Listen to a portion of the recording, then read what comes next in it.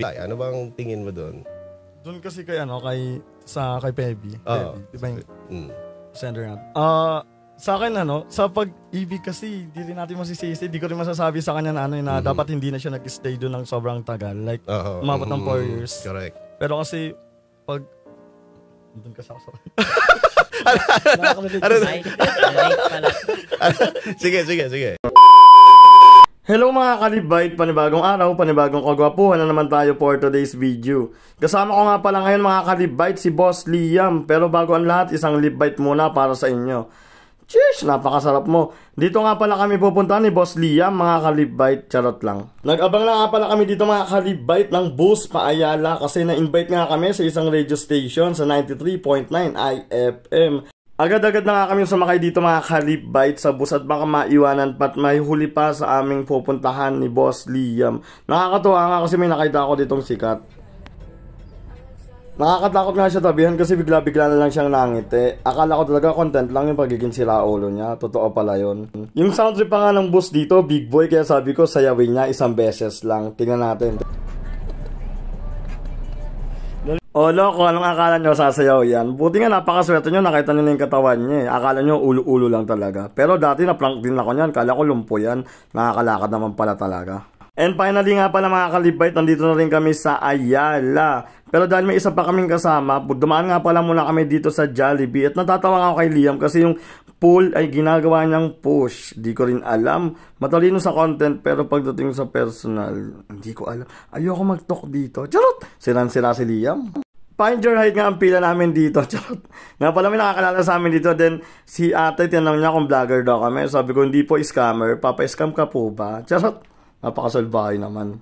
Uy, kami lang ba? Or ako lang yung sasabihin kong take out yung in-order ko dito sa Jollibee or kahit saang fast food para lang mapabilis yung process. Then kapag naibigay na ayan as take out, kakainin mo rin siya dito as dine-in para lang mapabilis. Wala lang. Gusto ko lang mag-lip bite. Napakasarap mo. Uy, di ba meron pa doon yung tatanungin ka, Sir, dine-in po ba or take out? Tapos sasagot mo, isama mo na rin yan. Charot. Ewan ko ba yung mga nakakita ko sa Facebook, ba't sinasabi ko dito? Napaka-corny tuloy.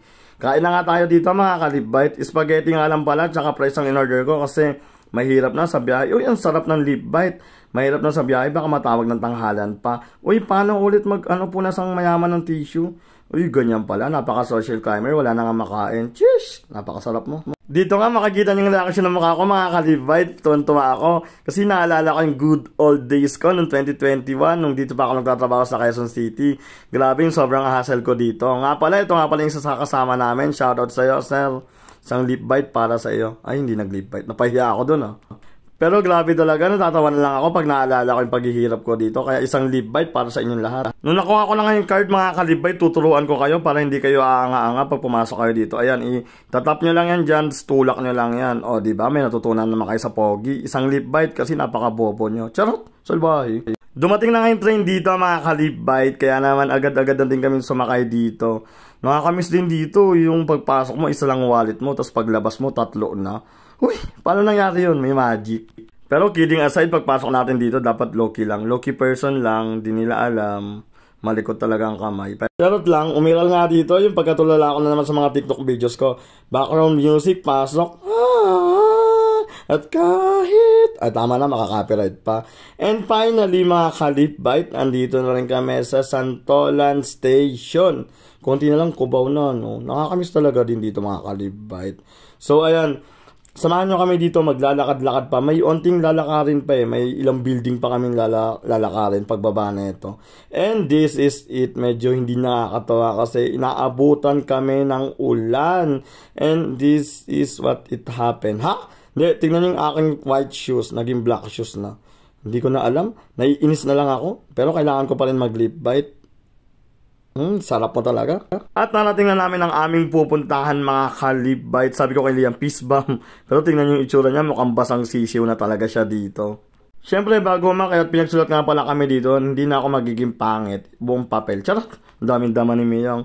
At nakarating na kami dito sa taas. Ayan IFM 93.9. Medyo kabado ako dito mga par. Medyo nawala din yung kaba ko dito kasi may nagpa-picture sa amin. Uy, grabe naman. Napakasikat talaga ni Liam. Ay po. May gaming zone pala kay JP. Anak ko rin rapid tulfo. ayun yung booth namin. Si Tito Pakito, naka-live po siya ngayon. Naka-on air. Tapos, kapag nandun ako, magkakaroon na tayo ng pera. Pwede na natin bilhin yung... Guys, nandito kami ngayon sa on air.